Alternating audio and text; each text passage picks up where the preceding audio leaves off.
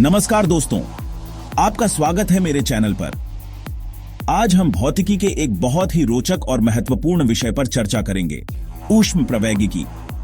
ऊष्मप्रवैगिकी, जिसे अंग्रेजी में थर्मोडायनामिक्स कहते हैं, विज्ञान की वह शाखा है जो ऊर्जा, ऊष्मा और कार्य के बीच के संबंधों का अध्ययन करती है।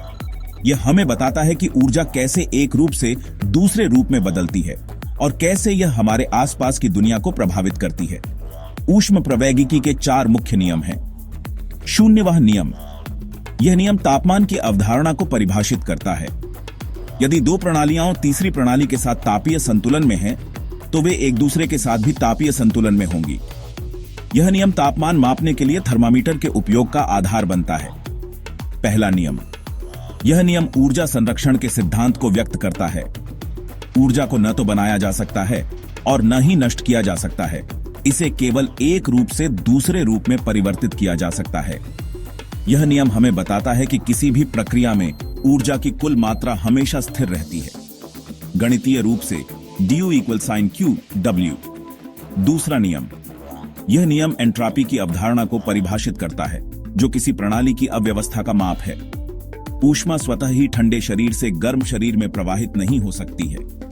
यह नियम हमें बताता है कि किसी भी प्राकृतिक प्रक्रिया में अव्यवस्था, एंट्रॉपी हमेशा बढ़ती है।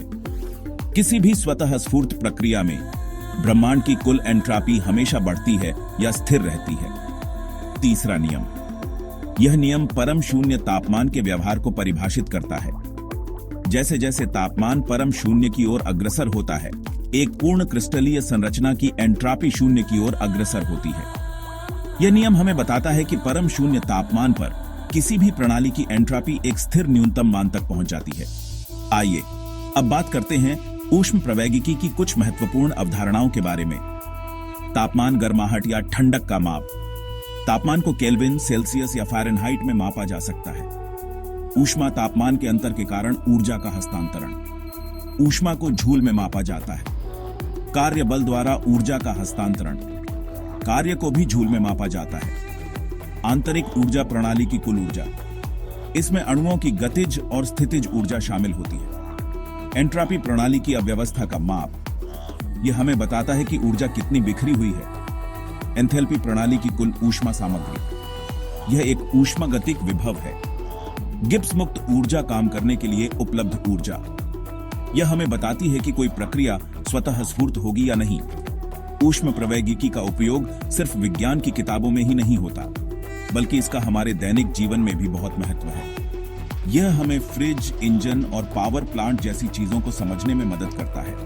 तो दोस्तों, यह था ऊष्मप्रवैगिकी का एक विस्तृत परिचय। मुझे उम्मीद है कि आपको यह वीडियो पसंद आया होगा। अगर आपके कोई सवाल हैं तो कृपया नीचे कमेंट में पूछें। अगर आपको यह वीडियो उपयोगी लगा तो कृपया इसे लाइक करें, अपने दोस्तों के साथ शेयर करें और मेरे चैनल को सब्सक्राइब करना न भूलें, ताकि आप मेरे आने वाले वीडियो को भी देख सकें। धन्यवाद।